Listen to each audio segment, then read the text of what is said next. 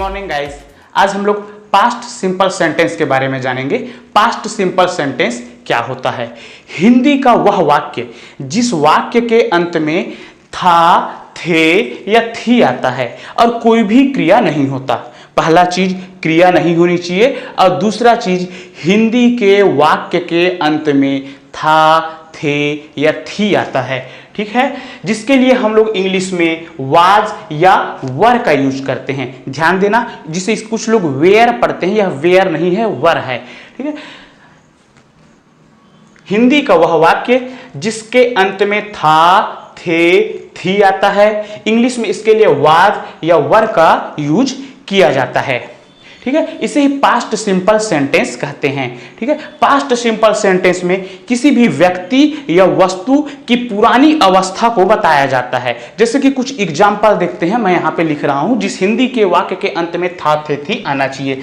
जैसे कि मैं बीमार था।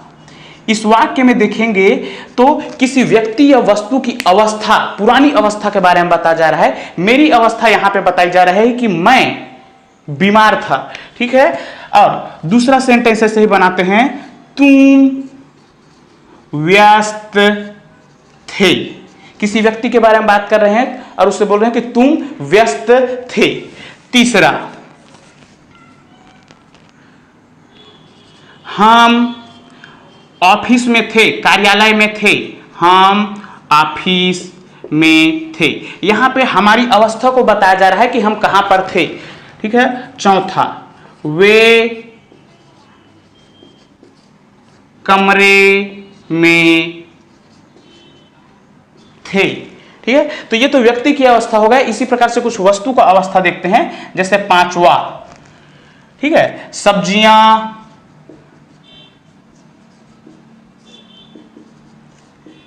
फ्रिज में थी।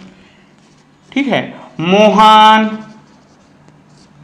स्कूल में था। ठीक है, पेन जेब में था। एक आध सेंटेंस और देखते हैं। ठीक है, पानी बाटल में था।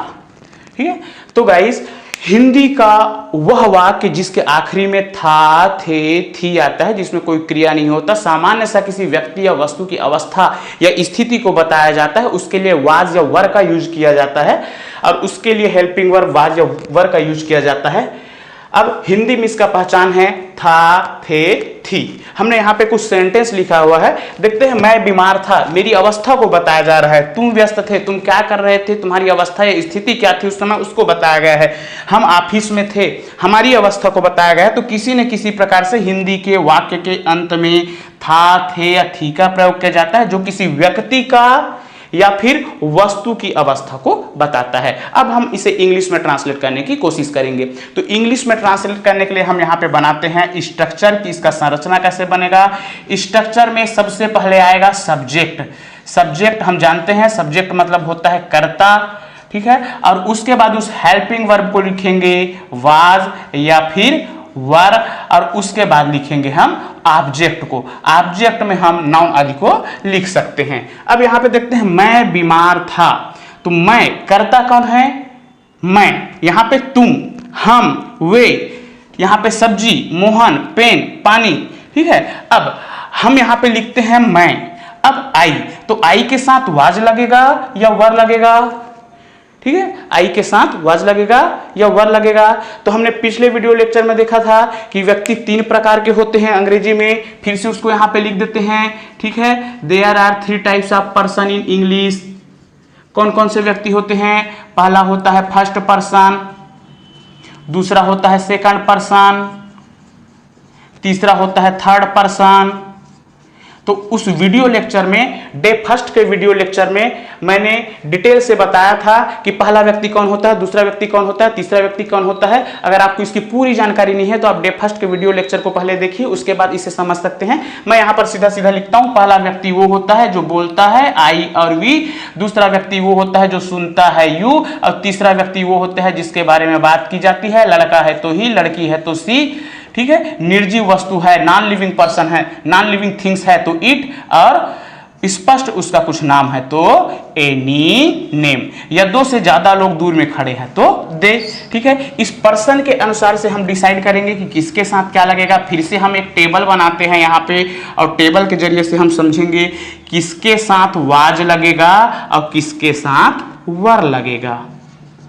ठीक है। तो अंग्रेजी में व्यक्ति तीन प्रकार के होते हैं, first person, second person, third person. पहला व्यक्ति वो होता है जो बोलता है आई और वी, दूसरा व्यक्ति वो होता है जो सुनता है यू, तीसरे व्यक्ति जिसके बारे में बात की जाती है, लड़का है तो ही, लड़की है तो सी, निर्जीव वस्तु है तो इट, स्पष्ट उसका कुछ नाम है तो एनी नेम, दो से ज्यादा लोग दूर में खड़े हैं तो दे, ठीक है। अब इन व्यक्तियों में जो अकेला है वो सिंगल है तो सिंगुलर सब्जेक्ट, और जो दो या दो से ज्यादा हो प्लूरल, प्लूरल को हम लोग समझने के लिए गोला कर दिए हैं, बचा हुआ जितना भी है वो सिंगुलर है।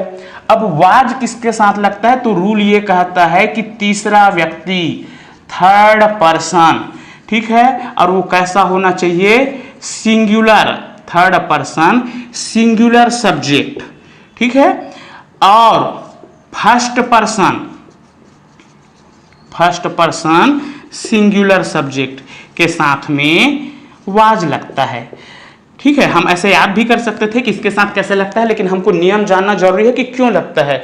तो नियम ये कहता है कि was third person singular subject के साथ लगता है, तो थर्ड पर्सन सिंगुलर कौन सा है, कोई लड़का अकेला, ही, लड़की, सी, इट एक वस्तु, स्पष्ट उसका कोई नाम है तो एनी नेम। दे प्लूरल है, हमने सिंगुलर की बात की है तो दे को नहीं लिखेंगे। फर्स्ट पर्सन सिंगुलर सब्जेक्ट कौन सा है, फर्स्ट पर्सन में सिंगुलर है आई, ठीक है। तो इतने लोगों के साथ वाज लगता है, और बचे हुए सबके साथ वर लगता है। अब देखते हैं वर किसके साथ लगेगा, तो इसमें बच गया वी, ठीक है, इसमें बच गया यू, इसमें दे, ठीक है, या दो से ज्यादा नाम, प्लूरल नंबर, ठीक है, या प्लूरल सब्जेक्ट लिख देते हैं, और हिंदी में समझने के लिए लिख देते हैं दो या दो से ज्यादा लोगों के साथ, ठीक है, लोगों या वस्तुओं के साथ, ठीक है। अब गाइस हम आगे इसको बनाते हैं। मैं बीमार था, तो मैं के साथ क्या लगेगा, हम देखते हैं यहां पे मैं आई, अब आई के साथ क्या लगेगा, वाज लगेगा, तो ये हो गया आई वाज। और बीमार होना, आई वाज। बीमार होना एक अवस्था है जिसे क्या कहते हैं, सिक कहते हैं, आई वाज सिक। तुम व्यस्त थे, तुम को इंग्लिश में यू कहते हैं। अब हम जानते हैं कि यू के साथ वर लगता है, तो ये हो गया यू वर, ठीक है। अब व्यस्त को हम क्या बोलते हैं, इंग्लिश में ब्यूजी बोलते हैं, तो यू वर ब्यूजी। हम ऑफिस में थे, हम सब्जेक्ट हो गया, और सब्जेक्ट को इंग्लिश में कहते हैं वी। और वी के साथ क्या लगेगा यहां पे देखते हैं, तो वी के साथ वर लगेगा, तो ये हो गया वी वर। और मे के लिए इन, और ऑफिस कार्यालय लिखना था, यहाँ पे हमने ऑफिस लिख दिया इंग्लिश में ही, तो ऑफिस को बोलते हैं ऑफिस।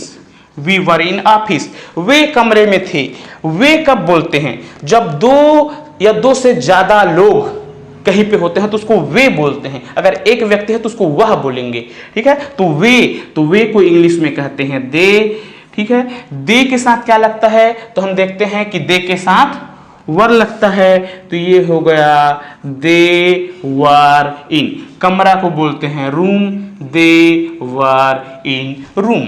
सब्जियां फ्रिज में थी, सब्जियों को क्या बोलते हैं, वेजिटेबल्स। अब ये प्लूरल हो गया, सब्जी एक सब्जी सिंगल, सब्जियां प्लूरल। तो जो प्लूरल व्यक्ति या वस्तु है, ठीक है, दो या दो से ज्यादा लोगों के साथ या वस्तुओं के साथ, ठीक है, या दो या दो से ज्यादा वस्तुओं के साथ क्या लगेगा, वर लगेगा। वेजिटेबल्स वर इन फ्रिज। मोहन स्कूल में था, करता कौन है यहाँ पे, मोहन। और मोहन कैसे है, कोई नाम है किसी व्यक्ति का, और मोहन अकेला है। तो जो अकेला होता है, तीसरा व्यक्ति अकेला होता है तो उसके साथ वाज लगता है। कोई भी नाम अकेला है तो वाज लगता है। तो यहाँ पे हो जाएगा मोहन वाज इन, कहाँ पे था, ठीक है, किसी जगह का नाम बताया गया है, नाउन है, उसे यहाँ पे लिखते हैं, ये उसका ऑब्जेक्ट है स्कूल। पेन जेब में था, तो ये हो गया पेन। अब पेन का एक वस्तु के बारे में बताया गया है, एक वस्तु, तो एक वस्तु है, ठीक है, ईट, ठीक है, ईट के साथ वाज लगता है, ठीक है। तो हम पेन कोई वस्तु है तो किसी तीसरे व्यक्ति या तीसरे वस्तु के साथ क्या लगता है, वाज। तो पेन वाज इन, जेब को क्या कहते हैं, पॉकेट, ठीक है, पेन वाज इन पॉकेट। पानी बॉटल में था, पानी, पानी को वाटर, ठीक है। अब वाटर मैं बोल रहा हूं, आप सुन रहे हो, बात किसी तीसरी वस्तु की हो रही है, तो तीसरी वस्तु के साथ क्या लगता है, वाज। तो वाटर वाज इन बॉटल।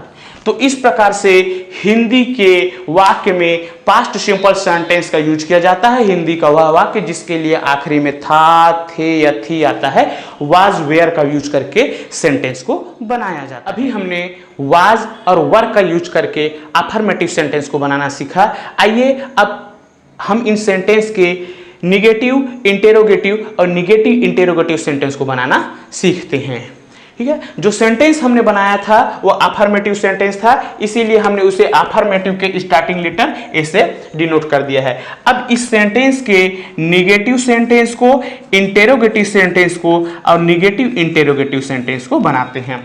तो मैं बीमार था, इसका निगेटिव हो जाएगा हिंदी में, मैं बीमार नहीं था। मैं हिंदी नहीं लिख रहा हूं, मैं सिर्फ इंग्लिश में लिखूंगा, आप समझ जाइएगा।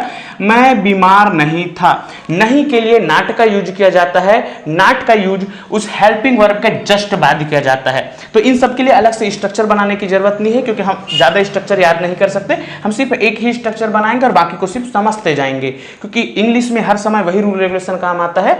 तो निगेटिव कैसे बनेगा, उस हेल्पिंग वर्ब के बाद नाट लगा दिया जाएगा। जैसे मैं बीमार नहीं था, आई वाज के बाद नाट लगा देंगे, sorry, I was not sick. क्या मैं बीमार था, क्या के लिए उस हेल्पिंग वर्ब को सामने ले आएंगे सब्जेक्ट से, तो ये हो जाएगा वाज आई सिक, ठीक है। क्या मैं बीमार नहीं था, इंटेरोगेटिव भी बनाएंगे और निगेटिव भी बनाएंगे। तो पहला वह हेल्पिंग वर्ब सामने आ जाएगा, तो ये हो जाएगा वाज आई, और सब्जेक्ट के बाद नॉट लग जाएगा, वाज आई नॉट सिक, ठीक है। दूसरे सेंटेंस को बनाते हैं, ठीक है। तुम व्यस्त थे, यू वर बिजी, तुम व्यस्त नहीं थे, यू वर, और हेल्पिंग वर्ब के बाद नॉट लगा देते हैं, यू वर नॉट बिजी, ठीक है। इसका इंटेरोगेटिव बनाते हैं, क्या तुम बिजी थे, तो ये हो जाएगा वर